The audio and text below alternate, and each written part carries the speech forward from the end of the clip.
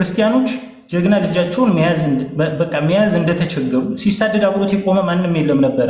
እንደገና የብልግና ነገሮችና ዝም ብሎ ከአንደበቱ ከአእምሮ እያወጣ የሚናገራቸው ነገሮች ነበር የሚመስሉኝ። እኔ እፎይ ትናንትና በማስረጃ ሲናገር የነበራቸው ከዚህ በፊት ሲናገር የነበራቸው ነገሮች ናቸው። ስለዚህ እውነቱ እፎይ ጋር እንደነበረ ይገባል። አንድ እሱ ነው። ሁለተኛ ነገር ደግሞ ምንድን ነው ቪዲዮ ቆራርጦ አመጣ። ቪዲዮ እንግዲህ የሚነጋገሩት ሁለቱ ናቸው። ከመጽሐፍ ነው ማስረጃ አምጣ የተባለው ነገር ግን ሌሎች አባቶች ቤተክርስቲያን የወከለቻቸው ያማን ነው ተወክላቸው አትወክላቸው ቲክታክ ላይ ያስተማሩበትን አመጣ እናሳየ። ሲያሳየ ግን እሱንም ውሸቷን ብቻ ቆርጦ ነው ያሳየው። አይሁ አይደል ምን ላይ መጣ ካልከኝ ሙሉውን እንደገና እፎ ያመለሰና ሙሉውን አየው ይሄንን የቆረጥከው አለና ትክክለኛውን ነገር አሳየው። ረቂቅ አካል አለው። ያንን አካል አባ ሕርያቆስ ሲናገር ምን ይላል? አልቦቱ ለመለኮት የማን ወፀጋ ለመለኮት ቀኝም ግራም የለውም ላይን ወታች። አንተ ያመጣው ቀኝና ላይ ታች አለው ምትለዋን ቆርጠ ነው ያመጣው። ላይም የለውም ታችም የለውም ወዘባን እንተድር ጀርባም የለውም ፊትም የለውም በዘይት ራይ ጀርባም የለውም ፊትም የለውም። ያንተም አላህ እንደዛ ነው። ጀርባም ፊትም ላይም ታችም ተብሎ አይነገርለትም። ግመር ሰው እንደሚያውቀው አኮዝቦቱ ለመለኮት ክበብ ከመፀሐይ።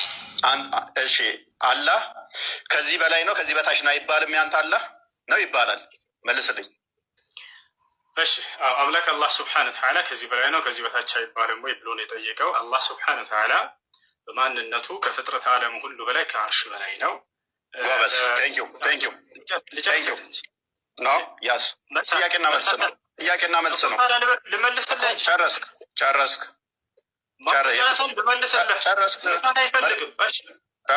ጥያቄና መልስ እኮ ነው። ስለዚህ የነቢያቱን አስተምሮ ጋር አይመሳሰልም፣ ካመጣው ቪዲዮ ጋርም አይመሳሰልም። እናመሰግናለን። አንዴ ኦኬ። ቅድም መጽሐፈ ሚስጥርን አምጥታል። አባ ጊዮርጊስ ዘጋስጫ እንደሆነ ጸሐፊው ምን ይላል? አባ ጊዮርጊስ ዘጋስጫ ለእግዚአብሔር ግራም ቀኝም ፊትም ኋላም የለውም ይላል። ይህንን አንብበዋል? ያመጣ የአባ ጊዮርጊስ ዘጋስጫ መጽሐፍ አምጥታል። ይኸው እሱ ደግሞ ምን ብሎ ይልሃል? ለእግዚአብሔር ምን የለውም። ሎክ በደንብ አስተውል። ቀኝም ግራም ፊትም ኋላም በአራቱ ማዕዘን ሙሉ ነው እንጂ ለመለኮት ፊት፣ ደረት፣ ኋላ፣ ጀርባ ያለው አይደለም። ታምናለህ? እንደዚህ አላህ እንደዚህ ነው ብለህ ስለ አላህ ስብሐነ ወተዓላ እየጠየቀኝ ከሆነ ልመልስልህ። ምንድን ነው ያነሳቸው? እነዚያ ልመልስልህ ብላ ጀምር። እየጠየኩህን አላህን እንዲህ ብለህ ታምናለህ ወይ? የእኛ ነቢያት አንተ ያመጣኸው መጽሐፍ ይኸው ባመጣኸው እመታሃለሁኝ።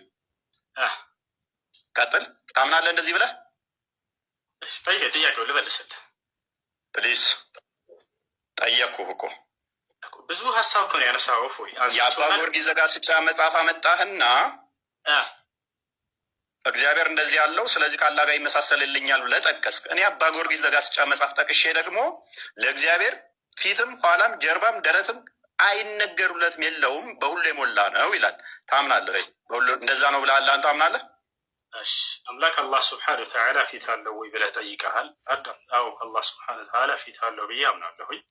ማስረጃ ቃለ ስብሐነሁ ወተዓላ አታቋርጥ። ቆይ ወየብቃ ወጅሁ ረቢ። አላቋረጥኩም። ይኸውልህ ሌላ ወሬ አታውራ።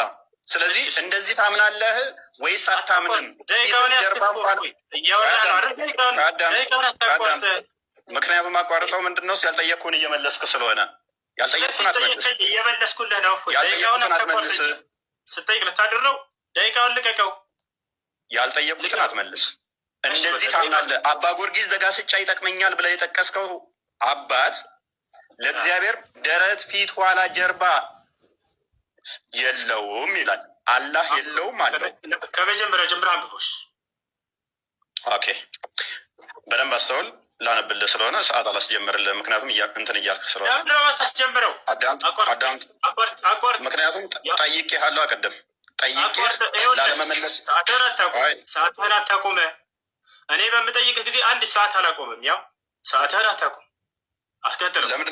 ለምንድነው መሰለህ ማቆመው? ጥያቄውን እየደገምኩ ስለሆነ ጠይቄ ቅድም ደቂቃው ስለሄደ አይደለም። ላመጣው ማስረጃ እንደዛ ከሆነ መልስ። እሺ መልስ። አባ ጊዮርጊስ ዘጋስጫን ስለጠቀስክ አባ ጊዮርጊስ ዘጋስጫን ጠቅሼብሃለሁ። አላህ እንደዚህ ነው ወይ? የእኛ አምላክ የነቢያቱ እንደዚህ ነው ብዬ አምናለሁ። ታምናለህ አንተ? ወይንስ እጅ፣ እግር፣ ባት፣ ፊት፣ ኋላ፣ ቀኝ፣ ግራ በፍጡራን የሚካበብ ዊች ሚንስ ቀኝ ያለው ግራ ያለው ፊት ያለው ላይ ታች ተብሎ የሚነገር ነው? ወይንስ አባ ጊዮርጊስ ዘጋስጫ እንደተናገረው በፊቱ ደረት በኋላውም ጀርባ ያለው አይደለም ብለህ ነው አላህ የምታምነው? እሺ ይሄን የጠቀስኩት አንደኛ አላህ አለው ብዬ አይደለም። ገብቶሃል አይደለ? ቅድም ደቂቃውን እኔ የጠቀስኩህን መልስ፣ የጠየቅኩህን ብቻ መልስ። ያጠየቅኩህን የጠየቅ ነው። ቅድም እንዲህ ብለህ ነበር። አንተ አምጥተህ እኔ ጋር ብቻ ለምን ትላለህ? እናንተ ጋር አለ ብለህ ልታመሳስል ሞክረሃል። አባ ጊዮርጊስ እኔም ይኸውልህ እዛው ላይ እየሞገጥኩ አልሞከርኩም። ጎበዝ። ስለዚህ ከእኛ ጋር አይመሳሰልም። የአንተ አላህ እጅ እግር ላይ ታች ተብሎ ፊት ኋላ ተብሎ ይነገርለታል። የፍቅር ባህሪ ነው። እሺ ወደ ቀጣይ ምክንያቱም ወደ ቀጣይ ደቂቃውን ይዞ ይጠይቀኛል።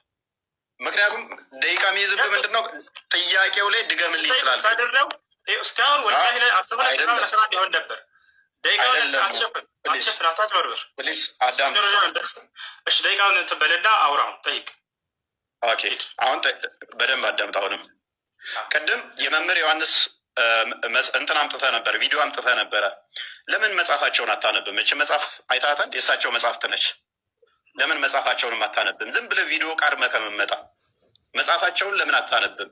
መጽሐፍ አንብብ ወዳጃችን፣ ቪዲዮ አትቃርም። ይኸውልህ ለእግዚአብሔር ቅርጽ ፎርም የሌለው መሆኑን፣ አራተኛ አካሉም የተለያዩ ክፍሎች ውህድ አለመሆኑን አጽንተን ልንይዝ ይገባል። ይህ ቋሚ የሆነ የቅዱሳን አበው ወጥ ስምምነት ያለበት ትምህርት ነው። አንተ እንደዚህ ታምናለህ? አላህ ወጥ የሆነ ነው ብለህ ነው የምታምነው ወይንስ እጅ እግር ባት ጆሮ ፊት እነኛ ያሉት ብለህ ታምናለህ? በጣም ጥሩ። እሺ ደቂቃውን አትደብቅ። አንዴ ከይቅርታ ጋር ፕሊዝ አቆምብሃለሁኝ። ሌላ ወሬ የምታወራ ከሆነ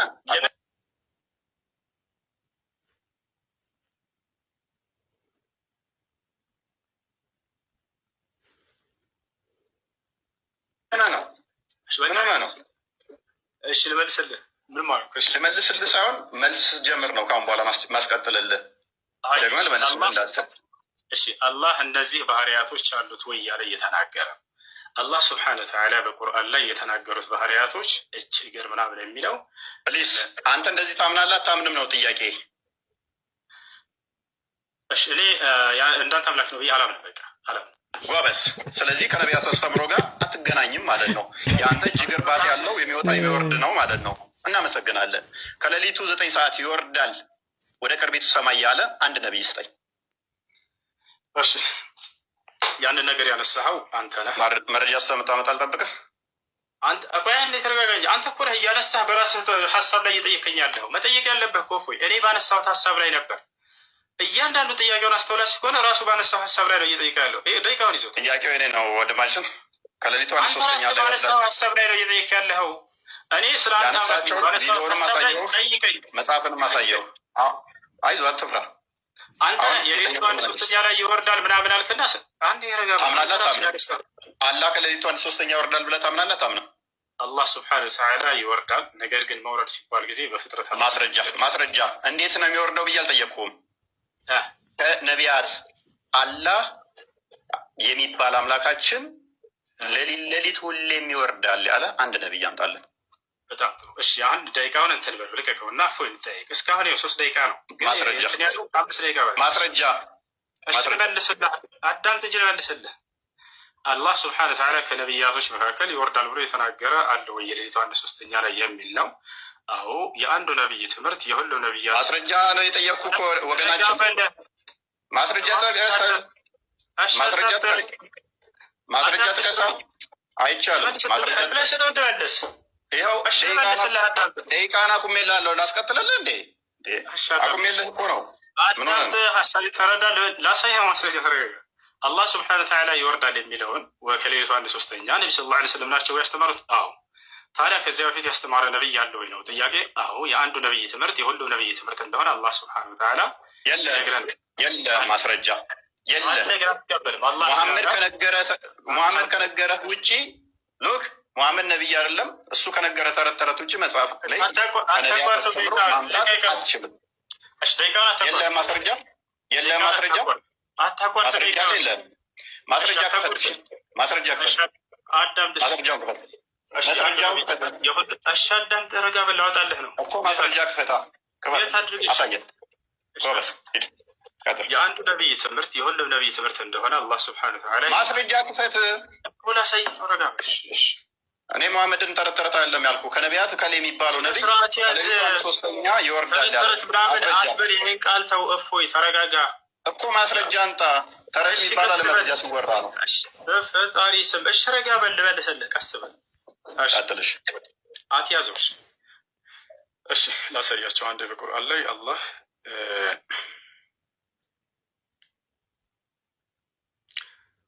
ኦኬ፣ መረጃ የለም። ወደ ቀጣይ እንለፍ። አላፍ ችግር የለም። እሺ ግራብ መረጃ የለም። አሳዘንከኝ አለኝ። ያው አንተ በቃ አልፈልግም ባትፈለጥ አይ ሚዩት አድርጋ ጣልቃ አትግባ። አይ እሺ ቀጥል። አይፈልግም። ኦልራይት ጎበስ። ኦኬ፣ ይሄ የጋኔኖች ምዕራፍ ነው። ሱራ 72 ላይ ነው።